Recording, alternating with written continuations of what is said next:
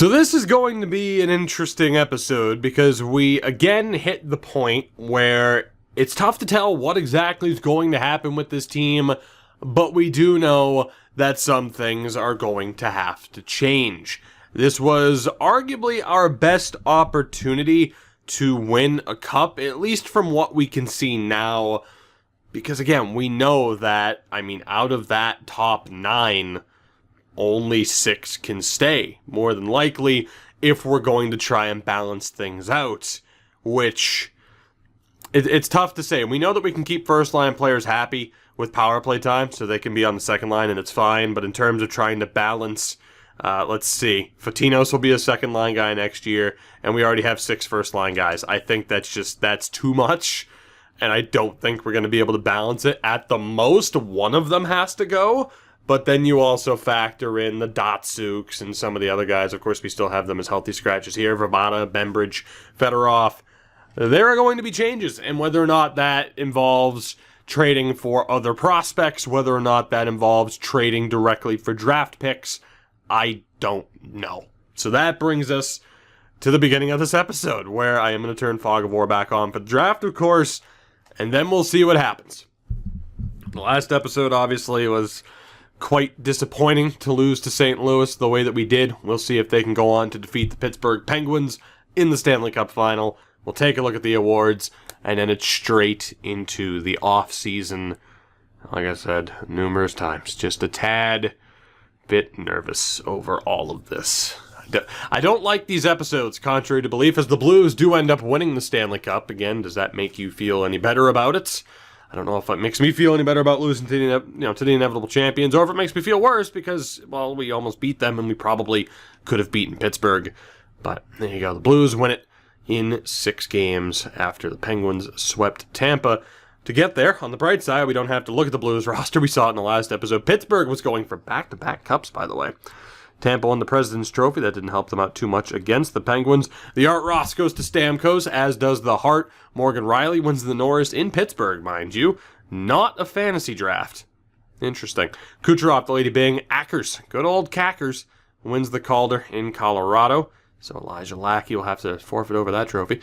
Jake Allen wins the Conn Smythe and the Vezina. Holtby, the Jennings. Shishkinov, the Masterton. O'Reilly, the Selke. Stamkos, the Lindsay. The Rocket Richard goes to John Tavares.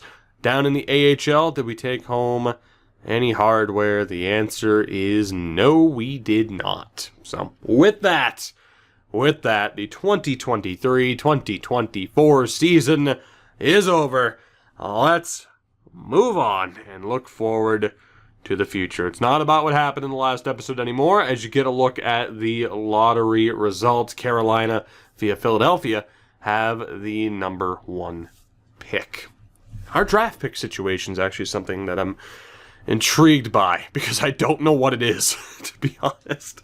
At this point, it's tough to remember sometimes with how, with 2 different series going, occasionally playing franchise mode on Twitch, it's tough to remember sometimes, as Marc-Andre Fleury, Phil Kessel, and others all call it a day. I'm not too worried about the trade block right now. We can edit that once we're in the draft, so let's do this. I don't think we'll be doing anything crazy in terms of trading up for the first couple of picks, but that does kind of depend on the situation here now, doesn't it? So in terms of our draft pick situation, we have a first, an extra second thanks to Columbus, an extra third thanks to Buffalo. So we're doing okay. We have some picks to work with. Goaltending-wise, this is where it gets interesting. Because next season, Vasilevsky, Kapainen, Gervais, Chouinard, Dirksen. But how long is Vasilevsky going to be on this team if Gervais Chouinard ends up developing? Especially, too, with Vasilevsky disappointing in the playoffs. I know that there is some doubt over whether or not he's the guy. A 926. If he played to the best of his ability, we could have won a Stanley Cup this year. I said I was over talking about what happened last year. I wasn't. In terms of new contracts, thankfully Shea Theodore and Eric Bronstrom are already signed, as is Norton and Eklund.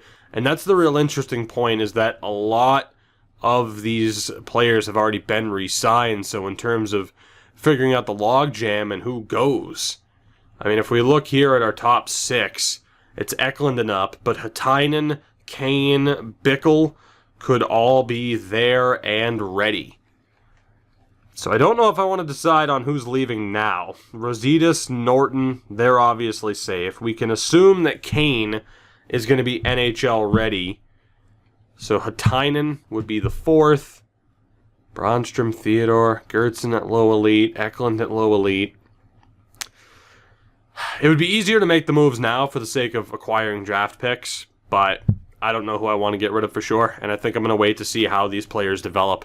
So for now, we'll wait, and in terms of trading someone like even a Bickle, for example, at a low 4, I don't want to do that, even if it means just letting him go for nothing rather than getting something for him. If we kind of already know they're not going to develop, I don't feel like just dumping them onto the AI teams. In terms of these contracts here, Tate Dwyer's new 8-year deal is there. Roach's extension has been signed. I mean, we're good. We have nearly $14 million in cap space before Getzlaf and McQuaid come off the books. Like, we're fine, as far as I can remember, in terms of re-signing players. So I think for now, we just go ahead and make our selections, and we look into who the best options are, because obviously some of these guys are going to change. Odds are Glass, Suzuki, and Roach are on the way out, but in terms of trading them alongside draft picks, it's certainly a possibility. I mean, it's going to be way too late to get the Hurricanes' #1 pick, even if they wanted to trade it, which they don't. I mean, if there's a team that wants to trade within the top 5, that would force my hand, I suppose, but it's not looking likely. Nah, I think we're fine. I think we stay the course, we keep the picks that we have, and we look to make these decisions a little bit later on. So we have the 28th pick of the first round. Let's see who's available. We immediately start off with Landon Strong, who is a strong candidate to be my selection. Theo Fleury comparison. We also have Earl DePenta. Not going to know enough about him, though. I mean, I think Strong's the guy right now. Walter Bitts as a grinder. Not too sold, even with the Bobby Clark comparison. That tempts me, though. That does, but I think we'll hold off. Liam Nordgren. Just not enough there. I think Timothy Bonvie also had that half-decent potential. No, we didn't. It was Garrett Bathgate. Decent point total. D in skating, though. Ruins it. Ruins it. I really hope they make those changes. I understand, like, 5th round and later, having a couple of players that just have poor skating, but you can tell the talent's there. But there's just far too many players that don't have a great skating ability early on. Kirill Ovechkin. B's and C's. Brindamore comparison. And then the gem, Matthias Pasternak. That D in skating. I don't know if I can do it. Even with him being a gem, there's another gem. My God, Bryson Stepan. B's and C's, Braden Shen comparison. We also have Saul Mills. With that D skating, you have a low... My God, this draft. You have a low elite in Gene McCutcheon. B's and C's across the board. And Louis Sauve, B, D, and B, Corey Crawford comparison. We also have the low elite Byron Odell. This is looking like a great draft beyond the first round. I think the obvious choice here is to go for Landon Strong and then double check where our next picks are. So Landon Strong, I think from the Prince George Cougars, he is a sniper. Didn't have the most amount of goals in a season, but that promising shooting category already. That is a pro shot for sure. He will be our selection. And where do we stand? Because I know we have that extra pick in the second round. Where is it? 13th, and then, of course, 28th. I think we'll be okay to not trade up. We'll get one of those guys, I'm sure, with the 13th pick. Stepan and Pasternak both just went off the board.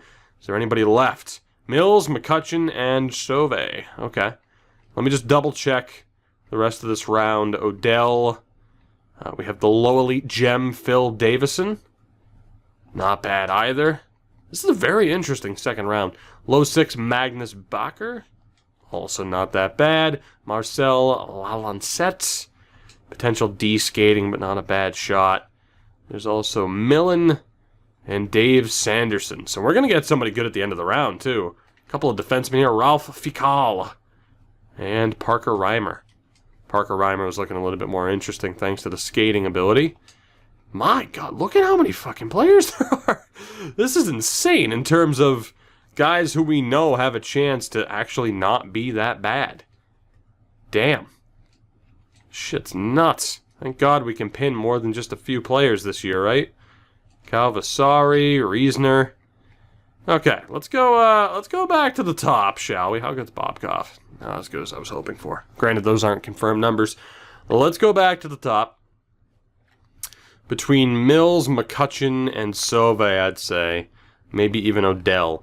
So Mills, that D-skating really bothers me, especially because he has a Grabner comparison, and all Grabner can do is skate.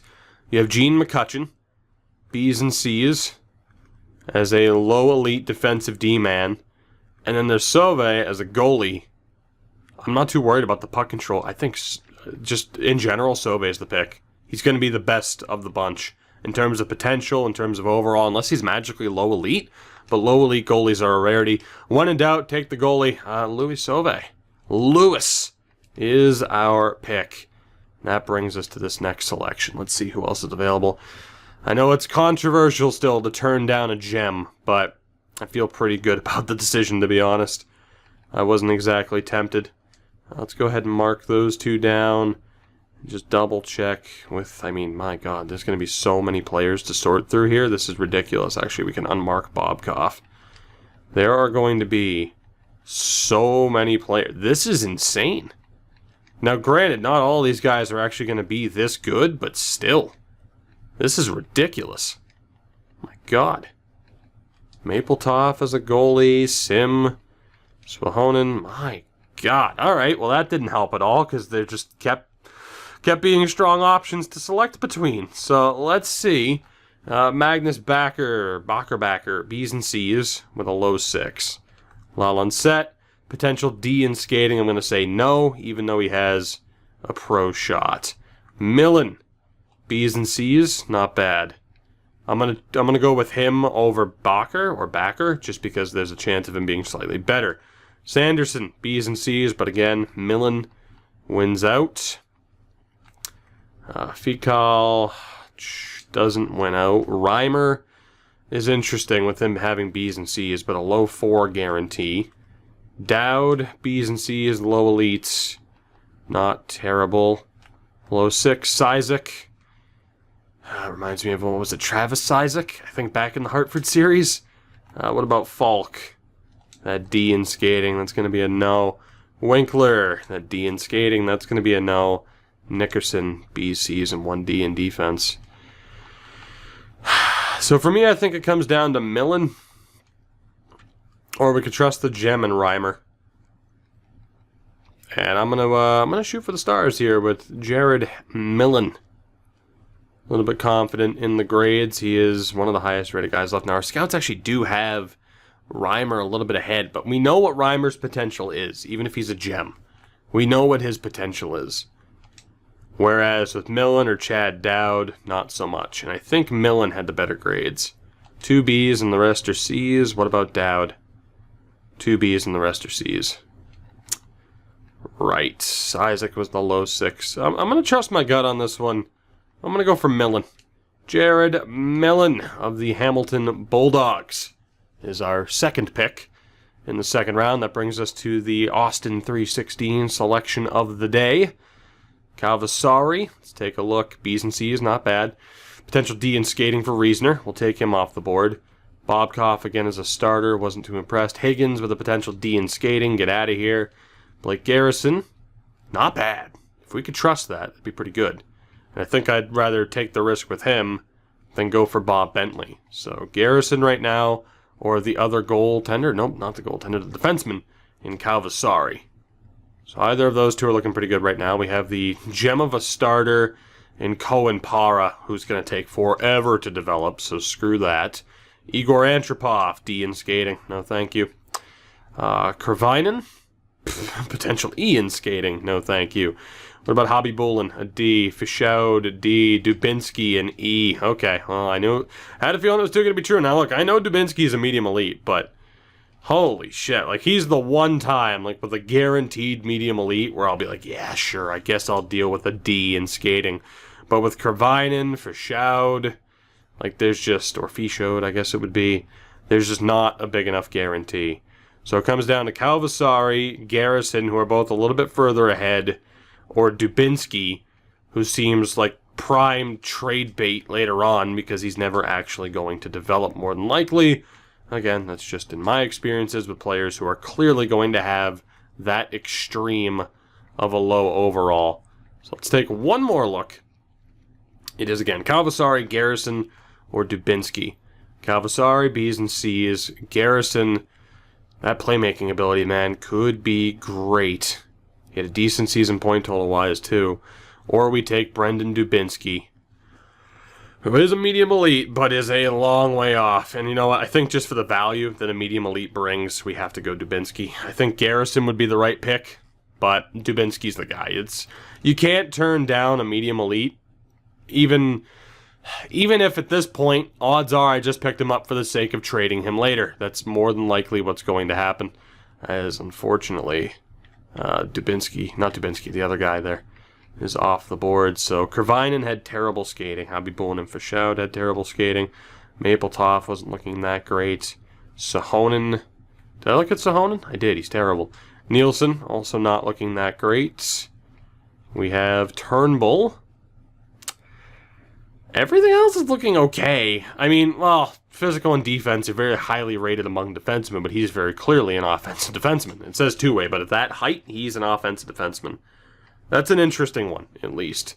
Abraham Maguire, an okay point total, and the stats just aren't, or the attributes just aren't there. Is there anybody else? Bliznak. Michael Bliznak. Absolutely not. Great name. At least another medium elite. Griffin Pajot, who again might not ever develop, but in terms of trade bait, he's amazing. Doug Adamski, though. Oof. I wish he was a guaranteed medium elite, but there were certain aspects of his game that were quite poor. So again, I mean, it's an obvious choice here. We go for Griffin Pajot, and we get back-to-back medium elites here in the third round. Not a bad bit of business. Just a little bit unfortunate in that. I don't like picking players knowing that, okay, I'm going to trade you eventually, but that's what the last two were, pretty much. Unless by some miracle they develop, which is unlikely. So we had the one guy pinned at the top. Bliznak is a no. Who else did we have? Adamski was a no. Schwartz, the goalie? What? Okay, there's no way that's right, but I have to draft him to find out. Oh my god. Nathaniel Schwartz. Are you kidding me? If he's anywhere near what his potential and attributes, I'm taking him right now. I'll double check, but oh my god, it's going to take Gretzky to stop me from taking that goalie. I know we've already taken a goalie in this draft. I don't care. The only thing that could potentially stop me is a guaranteed medium elite. And I don't think we're going to find that. There's a medium starter. Gerard. You have Paul Kane. Yep. All right. Well, we know who we're taking. This ended up being one of the more ridiculous drafts, but no doubt. Nathaniel Schwartz, Rimouski Oceanic. You are the pick. I am excited now, regardless of what comes after this in terms of trades and players we have to say goodbye to. Oh my god, that goaltender could be something special. And we also had... Is the other guy that we pinned off the board? He is. That's unfortunate. So, let's find out. Who else is here? So Gertson wasn't that good. Bliznak still on the board. Adamski. Who else do we have? Chan. Colby Chan. He's not that bad, but I mean, come on, we have way too many goalies already. Tulola. Antti Tulola. Poor skating. I don't think so. Hagman, the defenseman. Not going to happen. There's got to be somebody here. Medium starter, Gerard again. Kane wasn't looking that great. Medium top six, David Lowry? Nope, not with that. Not with that skating ability. Per Ekholm? Absolutely not. Svensson? No. Hjalmarsson? No. Low elite, Matthias Carlson? Not with that skating ability. Goalie, potential medium elite, and Jackman. Oh my god. Okay, well. Sorry, that was a spit take right there, folks. Right. Didn't think we'd be seeing that this far down the board, but that makes the decision quite easy now, doesn't it? Jesus. I'm like, Jackman, looks like I'm taking another goalie. Yeah, sure does look like it, doesn't it? Justin Butler for the record, might still be worth taking just for the potential he's never going to develop. He's not that bad either. C and a B. Now, he is 20, but again, in terms of just taking someone for the sake of their value and potentially trading them, that's the type of player to do it with. Although Warren 2-2 as well. Decent potential. Not against, at this point in the draft, just picking players for the sake of their value and potentially trading them. But yeah, I mean, there's only one decision there. Rafael Reitz will be the pick. My God. So, yeah, we're having ourselves a hell of a draft so far, and I didn't even have to trade up. How the hell do you like that? We're still in the 5th round, and there's probably going to be another goalie here worth taking. As ridiculous as that is. Who do I have pinned at this point? Let's take a look at grades here. So, terrible skating amongst everybody. Guaranteed medium 6, guaranteed medium 4. Let's take the defenseman and Justin Butler. Yeah, let's take the defenseman and Justin Butler. At least that way, get a decent bargaining tool as we get the 16th pick of the 6th round. I think we also had an extra pick in every round. Jackman's still there, which is unfair. You have Curry, Beijing, 2-2 still on the board as well. From here, Hebert is on the board. Medium elite Kopstal's not going to be that good. Of course, it's not a guarantee. Gene Sterling, I think we can avoid you. Burkowell. I mean, Sterling, if we wanted to try like hell to, make sure we get someone half decent in terms of value. That's mainly what we're looking for at this point. Medium 6, Harvey Malhotra. Probably not. Johnny Friggin. Johnny Friggin Superbman. Philippe Paré, not looking that great. Keith Watton. The Wattons. Yeah, I think we've finally kind of hit the limit where it's like, okay, just, hope for the best here. Think that's the point that we're at in this draft. Although, there is a low elite gem in Crab. Chance Crab. Well, Chance, I might be taking the chance because you see, your name's Chance. Santiago Silvestre, also just a shot-in-the-dark pick. Jukka Voutilainen, also a shot-in-the-dark. Jesper Lindgren, Well, in terms of a shot-in-the-dark, Mr. Lindgren, you're worth it. You are worth it. I should probably just sort out by potential at this point, but I think we're good. Maybe. Jesus, how many more are there? Duclair, shot in the dark. Are we now at the point where it's just nothing but unknowns? No, we're not. Jesus. Robert Gilson? Also a shot in the dark. Are we good now? Low elite, Nylander. I mean, I can mark you down. This is absurd. Okay, now we've... Nope. Okay, have we up? Nope. Have we hit the up? Up. Low elite. Okay. Jesus Christ. What's up with all these low-rated guys actually being scouted?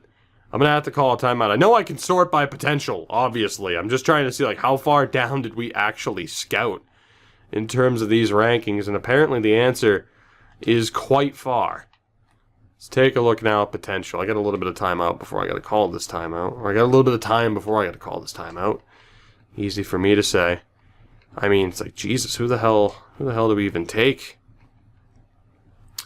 Was it Gilson that I was intrigued by? It was Crab, it was Lindgren. It was Lindgren. I think Crab and Lindgren are the picks. Lindgren, just to see how good that overall actually is. 2-2. How many picks do I have left in this draft? We have the 1, 2, and then do we have a pick in the 7th? We do. Okay, I think I should be able to get everybody that I want to get here. So I think we'll take the exact top 6 forward in 2-2. Granted, Jackman has a chance at being medium elite. We do have the low elite. Another low elite. So yeah, I think I'm going to take the chance at the very top with 2-2. And then from there, we'll look for that gem, and we'll look for that Swede, who is apparently ridiculous. The talent level that we might be bringing into the club right now, despite losing some players in a few moments, is just stupid. So let's go ahead and take I want to take Lindgren. I want him more than the gem. Terrible skating, but everything else looks to be ridiculous. I have to know. He has to be a Golden Knight. He has to be. And that brings us to the 15th pick of the 7th round, where hopefully that gem is still on the board. And he is. Let's go ahead and take Chance Crab, the defenseman out of Switzerland. That'll bring us to our final pick of this draft. One hell of a draft it's been, if I dare say so myself. So let's go ahead and sort this out by potentials here. Screw even the pin players. So we got some medium elites. Watton looks like the most accurate, potentially. A couple of low elite confirmed. Yeah, I think we just go for the guy at the top. It's close to being somewhat accurate. Keith Watton. Let's do it. Even if he's just a pickup for the trade value. Let's do it. And that ends what could go down as the craziest draft of the year. Time will tell with some of these potentials, but there is, to, not to put a pun upon it, it's not even a pun, but to say there's potential in these players is an understatement and a half, as the majority of our scouting department's contracts have come up. Right, let's go ahead and try to re-sign every single one of you in all of your time-consuming glory. Because for some reason I have to hit multiple buttons. But we'll go ahead and do that. So, to be honest, at this point, I don't even know, like, what's free agency going to look like? What's the money situation going to look like? Who the hell is going to get traded? Odds are it's going to be for draft picks, because by the time we look to even trade players, teams will have their roster filled out. So I don't know. I'm excited for this because I do love the process of putting a team together. But there is pressure to not screw it up. And there's also now that excitement of that ridiculous draft and knowing that this team is still going to be absurd. So let's take a look here at our goaltending situation. So we know that Anders Nilsson will be dropped. That's obvious. Gervais Chouinard has to be signed. That's pretty straightforward. Hovland, medium starter, 23 years old, will probably be dropped. He could be signed for like one more year, and then we bring in Coburn. But the goal is to have Kapainen be a good enough backup, which he already is. So Vasilevsky and Kapainen, Gervais Chouinard, Dirksen, and then we just keep Hovland as someone who's not going to develop, maybe even who we trade. So let's see if he's interested in the one-year deal. He is. All right, so we'll sign him to the max two-way deal, and that's the goaltending situation sorted. Defensively, I mean, we're already fine. Adam McQuaid, we can drop. We have $41 million in cap space. It's all going to go to shit, but by the time it does, our roster is going to be stacked. We have a couple of low elites and a medium elite. We're signing Tom, Schustrom, and Christie. And who do we have for forwards? Yeah, this is going to go to shit in due time, but we just have to make sure that our roster is set up and that we have all the right talent here at the time. So, Bembridge. We're actually not even looking for that much. I was going to go 85% trick. We don't have to. We can just sign him to that. Ryan Getzlaff we can drop. Robertson will bring back for the moment. Same thing. We can just give him what he wants. Is there anybody else? Stelio, same thing. I'm going to bring you back. You're probably likely to be traded. Steos needs to come back. Although, you know what? We're going to wait. He doesn't need to come back, but we could let him go.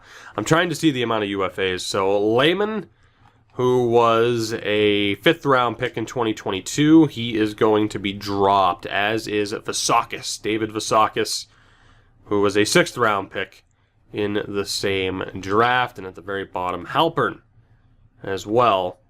5th-round pick, so that 2022 draft didn't really help us out all that much. They're all going to be dropped. So in terms of UFAs, we only have those defensemen. So for now, we can bring everybody back, and without a doubt, we're going to have to make trades. We're going to be stocked up on draft picks over the next few years. I might not go draft picks all next year. We might try to space it out a little bit more than that. But, yeah, with the amount of talent, I mean, I didn't plan on it being here, but that's what franchise mode comes down to 9 times out of 10. We're already towards prospect factory mode in terms of, bringing in depth, getting rid of others for draft picks, and then that depth that we draft replaces the depth that we kept before, and you know how it works at this point. It's very tough to have it not go this way because that's the way it is. That's literally what a franchise mode is. You have your talent, you cycle them out with new prospects, so on and so forth. The only thing is, of course, it's much easier in this game, or just in a video game in general, to trade for picks as opposed to having to let players go for nothing. It's very rare that you have to let players go for nothing because normally you can find a way out of it. So Toms will be signed. Schustrom and Christie will be signed, hopefully. That'll bring us up to 49 contracts. We're not going to be able to do shit in free agency, nor do I think we're going to have to, as everybody is signed for now. In terms of signing anybody that we just drafted, I don't really think we have to worry about it at this exact moment. We'll figure it out in due time. And, of course, with all this cap space, too, I'm going to have to sign a veteran to take up a lot of it. A veteran or two. I might have to make a trade at the beginning of free agency just to clear somebody off the roster so that we can sign a veteran or two, much like we did with Getzlaff and McQuaid, to even be able to call up and send down players. Otherwise, the game won't let me. So even if... See, that's the thing. Like, if it wasn't like, oh, you're allowed to finish your team first. Like, no, if I'm in the process of trying to finish my team and have everything set up, Jesus Christ. I'm sorry. It just happens. It just happens. Good Lord. Good Lord. Absolute insanity. Alright. So we were at how many contracts? 49. I need to get rid of a couple of people. Right. And the morale system's on too, so I gotta keep that in mind. Who the hell is way down here that didn't just sign? The complete unknown in Platt, which he's unknown because he wasn't playing last year. He's a former 7th round pick. Frazee wasn't playing either. He was an undrafted signing. So I think I'm just going to ditch these two. I'm pretty sure Frazee's not a medium elite. Otherwise, again, I would have been playing him in the AHL last year, right? So, and if I'm wrong on that, then hey, I deserve to be ripped off for once instead of it being the AI who gets absolutely shafted. So, we'll see what we can get back from Arizona. I'm going to go 1st round pick, and if they accept that, then we know I done goofed. They rejected it. Okay, so at least we know Frazee isn't crazy valuable. How about a 2nd? Still rejected. That's fine. How about a lovely 3rd?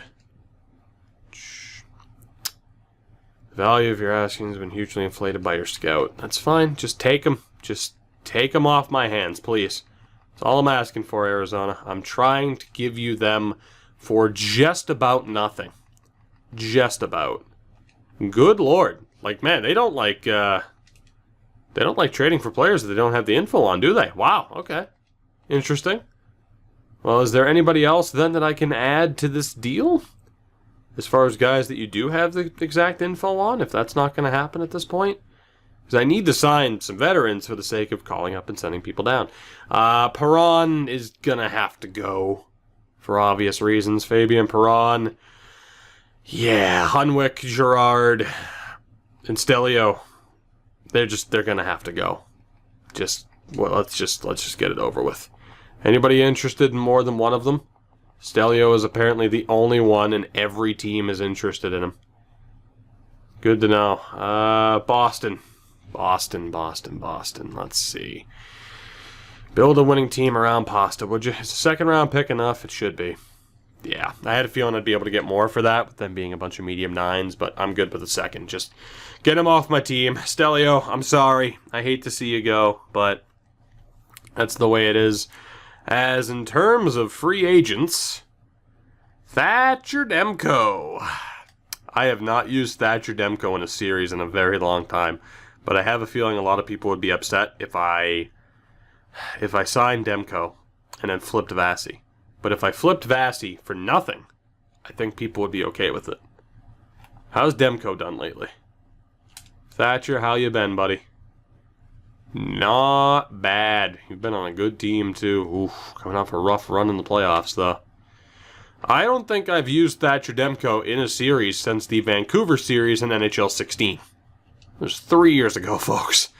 So, I'm tempted. Very tempted. Let's see who else is available here. Among defensemen, Provorov, Hanifin, Fleury. Oh boy. Provorov's not even asking for that much. And we do, in a way, need a top 2 defenseman. I haven't used Brady Shea since the Rangers series either. He's apparently a top 4. How's Brady been doing lately? Oof. Okay, he's not a point getter. He's not a point getter, so in terms of making $5 million, probably not. Hayden Fleury at 6. 20 million. Am I the only one, by the way? I'm saying like a loose, like, kind of resemblance. What's his name? Jesse from TSN's Bar Down? Just kind of. Like, if you look at him quickly and you kind of squint and you just imagine him yelling, "Let's go," at the top of his voice. Just slightly. Ever so slightly. Noah Hanifin. Now, if you envision a fucking model, you'll see Noah Hanifin. 30 to 40 points. It's not too bad. Provorov, hello. Yeah, Provorov is worth the money. And as stupid as it is, we can afford him. So I'm just going to throw my name into the hat on this one. We're going to look to give him 9x7 because he's kind of worth it. And I'm going to do that. And we'll just see if he accepts it. There's a chance that he doesn't. It's worth it for now. And in terms of forwards, Sagan, Drouin, Scheifele, Stone. Jesus, Marchessault's back on the open market. I mean, Sagan's 32 at this point. I wouldn't want to give him 6 years at 32. Like, there's no way. That's a rough deal. Plus, he's, even if he's worth that, 11 and a half, he is absolutely worth 11 and a half to 12 million a season. That would require us getting rid of somebody else on the forward core, which isn't ideal, and that's not the point. Our forward core is sorted. We needed that extra help on defense, which is why Provorov makes sense if he signs. I'm not going to go for anybody else, though. I think we're good aside from that, except Thatcher Demko or Vasilevsky. It's been a long time since I've used Thatcher Demko. And since we've started this, he's been an NHL regular since the 1920 season. He was terrible, he was okay, he was okay, he was good, he was good. I think we got to stick with Vasilevsky. I mean, Demko's 28 at this point. He's going to be asking for more money. So I think we just throw our name into the hat on the Provorov move to see what happens, or the Provorov signing, see what happens there. Sign some veterans and get this roster sorted. Because we ended up getting rid of more players than I thought we would be able to. Provorov has signed. Jesus, and as much as I'd love to have William Karlsson back, that's not going to be the case. So, in terms of big-time free agent signings, Vasilevsky, Provorov, my God, there hasn't exactly been a list of successful free agent signings, buddy. Let's see. You need to perform at a high level. Don't slack off. That's true. You need to perform at a high level, buddy. I'm glad you and I see eye to eye. You need to carry this goddamn team defensively because I'm going to be getting rid of a potential half-decent prospect for the sake of having you on this team. That's what I'm talking about in terms of one of those moves where it's like, oh, shit, didn't think we'd end up with him. Yet, there we go. As Demko has signed, so we know we're committed to Vasilevsky. Defensemen, Brody, Vatanen, we're fine. And then forwards, Sagan's still there, huh? Nobody's interested in Sagan. How's Scheifele doing at 31? Nobody's interested in him either. 60, 70, 80. And then Sagan more towards 70, 80, 90. Mainly 80s. Getting Sagan would be overkill at this point, just for the forward core, the young forward core that we have. So, I think we're good. Let's bring in some vets. We got $33 million in space, and we're going to have more once we're done with trades. Ilya Kovalchuk, Blake Wheeler, Adam McQuaid. Let's look for forwards first. In fairness, McQuaid might be the guy coming back. So forwards at this point, Kovalchuk, Getzlaf. I'm kind of looking for the guys who aren't asking for money, because otherwise they might actually sign with the team eventually. So someone like a Nick Foligno, Brian Little still asking for a bit too much. Gibbons could bring back James Neal after all this time. You know what? I kind of like that idea. Let's bring James Neal back to Vegas for a retirement tour. And we'll give him the old $20 million. That works. And with that, we should be good to go to the beginning of the preseason, but I am going to have to sign another veteran, a veteran defenseman, to a big-time deal once we start making moves. Jesus, it's going to be tough to get the pieces into place. Once we figure this out, it'll be fine. When this all sorts itself out, we'll be fine. But for now, goodness. So let's go to the start of next season. James Neal, welcome back to Vegas. Your home away from home as we sim to the beginning of the next season. Where again, we still have a ridiculous amount of trades to make. And I don't even know if we're going to make them all in this episode. It depends on how tough the decisions are. Because that Provorov signing, again, count that as a very unexpected one, but that Provorov signing really changes things up, much like the Vasilevsky signing did. Which, I don't know if I'd say the Provorov signing was unnecessary. Like, I was thinking that at first, but we don't have a legitimate top two defenseman. At least not yet. I mean, that's not Brannstrom, and that's not Shea Theodore. Both are solid top four defensemen, but neither's a true top two defenseman like Provorov is. The funny thing is, we actually had the money, if I wanted to sign Noah Hannafin as well, but in terms of point production, he wasn't quite where I wanted him to be. So, it kind of makes sense. Now, it's not to say that you need every defenseman to be capable of putting up points, but it kind of helps to have your top two be capable of putting up points, and then have your third pairing guys not exactly be high point getters, which we've seen already with some of the guys that we've had on this squad over the years. So let's take a look here, shall we? Goaltenders, Vasilevsky and Kapanen, sorted. AHL, Gervais, Chouinard, and Dirksen. Havlid will be the man in case of injury. On defense, Provorov, Theodore, Brannstrom, Gertson, Norton, Rositas, Eklund, and Hatainen. Kane might also be ready. This sucks. As far as how many players are good to go. To be honest, we might have to wait until we have... Okay, I don't think anyone's going to be opposed to this. I honestly don't think anyone's going to be opposed to this because the pressure's on to make moves right now. Let's turn off Fog of War. Why not? It's not really a matter of making it difficult, it's just more a matter of delaying the inevitable. We can find out how good our players are in 3 weeks, or we can just find out now and get this all sorted so that the beginning of the next episode isn't, oh, well, here, let me make all the trades then, even though it's probably what it's going to be anyway. Screw it. Let's get a full look at what this team is, at least with those who are signed. So as far as our draft picks, I don't know, unless I go to trade, which I won't. So Vasilevsky and Kapanen are good. AHL, Gervais, Chouinard, and Dirksen are good. Gervais, Chouinard is backup caliber already. So that's interesting. I mean, we're going to keep Vasilevsky, but the argument might be coming up soon of Kapanen or Gervais, Chouinard, or potentially both.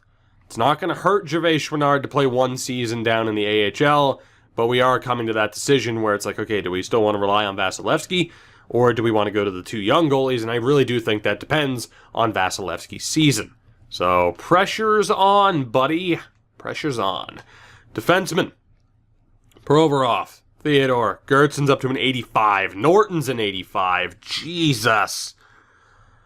Rositas is an 83 and a top four defenseman. Shit, we didn't need Provorov in that we have 4 top 4 defensemen. We did need Provorov for a true game changer back there, but still, Rositas is medium elite, Norton's medium elite, so neither's going anywhere, even though Norton's 23. Gertson's low elite, and then there's Shea Theodore. So I think in terms of who gets traded out of the top 4, Theodore or Gertson, the problem with that, though, of course, is that I could keep people happy with power play time. The problem with that is that Kane and Hatainen are both NHL ready. So, yeah, even just on the defensive side of things, we have a massive problem. So if we take a look here, Jesus, I don't think we can afford to keep people happy with power play time. I think out of this, Brandstrom might be gone. Just for the fact of what he's getting paid, he's not going to get any better. Kane's medium elite, he has the chance to get better. Hatainen's medium 4, and Eklund's low elite. I think Eklund and Brandstrom probably have to go. Makes sense to me, at least. So let's just say we drop them. They'll be the Kane and Hatainen will be the third pairing. And then between Gertzen and Theodore, I mean, Theodore is much better. Gertzen has a very heavy physical category. Really good shot blocking and stick checking. Now, he is 21, and a low elite guy could get even better at 21. But it's down to Theodore or Gertzen, I would say, or we get rid of Kane or Hatainen, or potentially play them down in the AHL, which might not necessarily be devastating to their development, but it could be. I mean, Theodore making $5 million over the next 5 years. You can see the problem here. Our defense is going to be pretty damn good this year.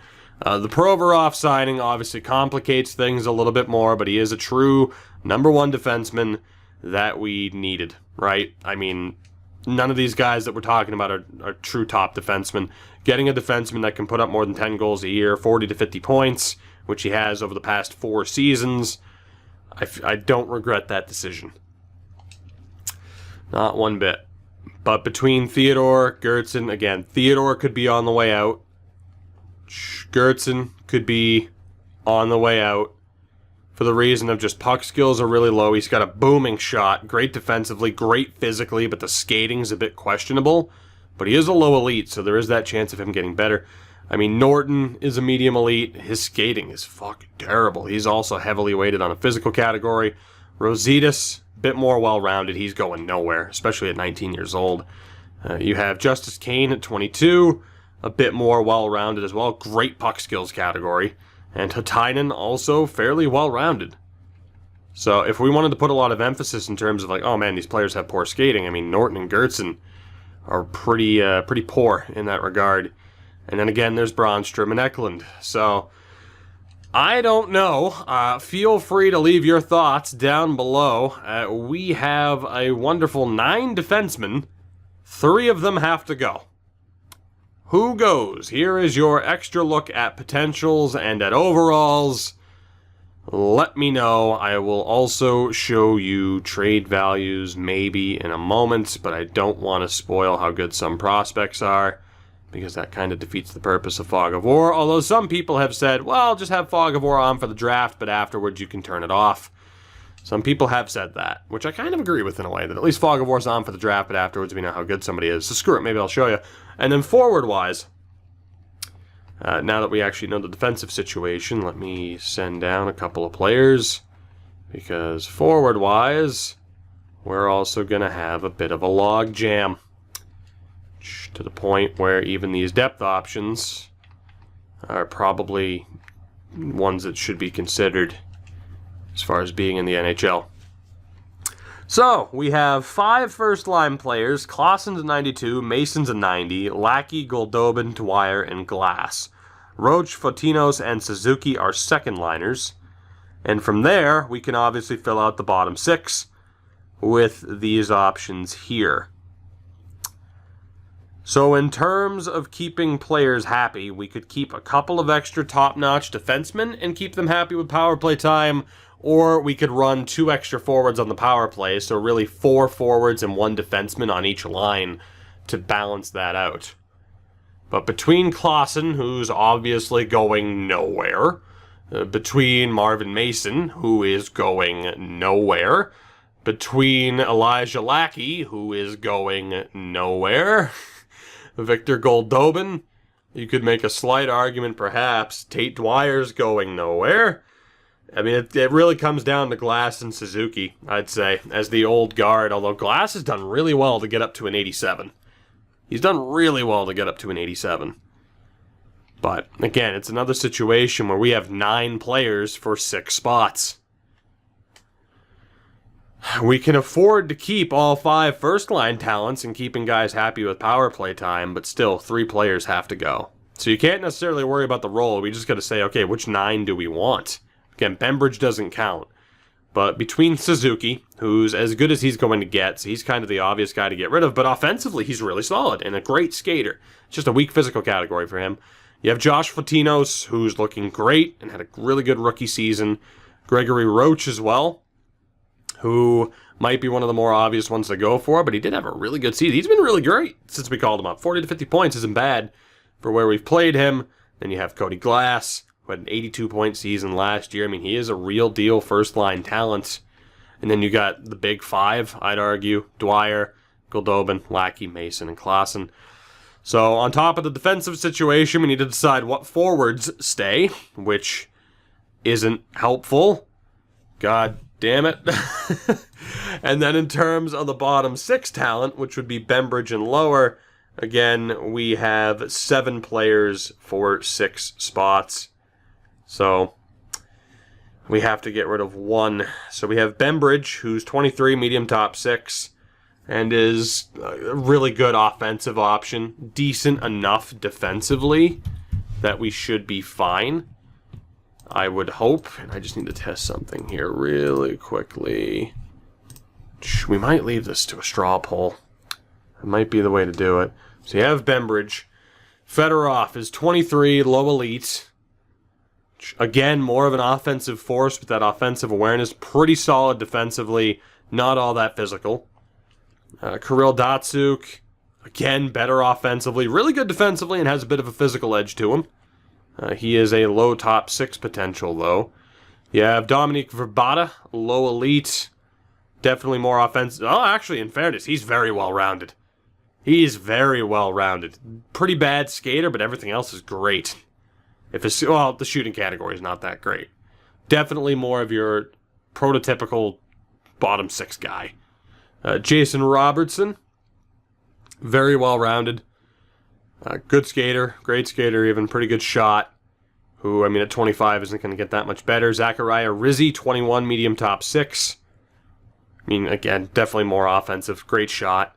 And then Dylan Dubé, who's not going to get any better, but brings a more physical edge. So if we're going to build the bottom 6 out of this, one of them has to go. Let me know who you think that should be. Let's just go best lines for the moment. And from here, let's look at trade values, I guess. So, yeah, screw it. Let's look at trade values. Yeah, spoiler alert for those who we just drafted. It's the only time I've ever done this. But it's a big enough decision that we need to know. So, goalie-wise, Reitz is the real deal in terms of value. He's a 58 overall at 20 years old, medium franchise. So that is the type of goalie that we will more than likely end up be trading for the use of his value. So if there's an opportunity to move up into a top 3 in the draft, he's the guy to use. No doubt. Goalie-wise, Coburn as well might develop. So the goalie situation's interesting right now. Defensively, in terms of value, man, Bobrovsky's almost ready too. Jesus. So we have Rositas, who's not going anywhere. Provorov.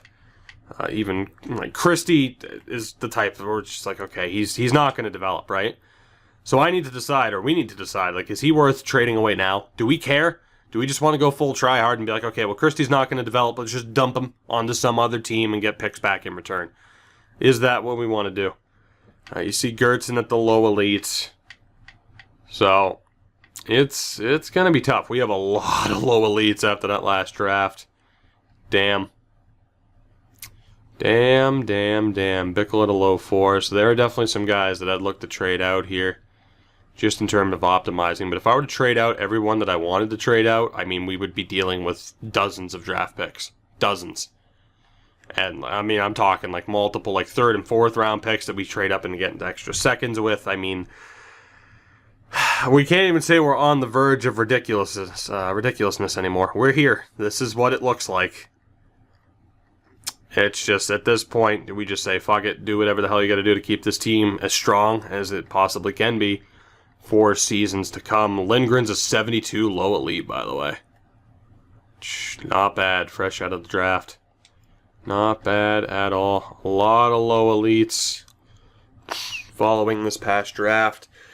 So guys, that'll do it for this one. Needless to say, there's a lot to decide on, and it comes down to just how ridiculous we want to be, who stays, who goes, how ruthless we are with getting rid of prospects who we know aren't going to develop for draft picks.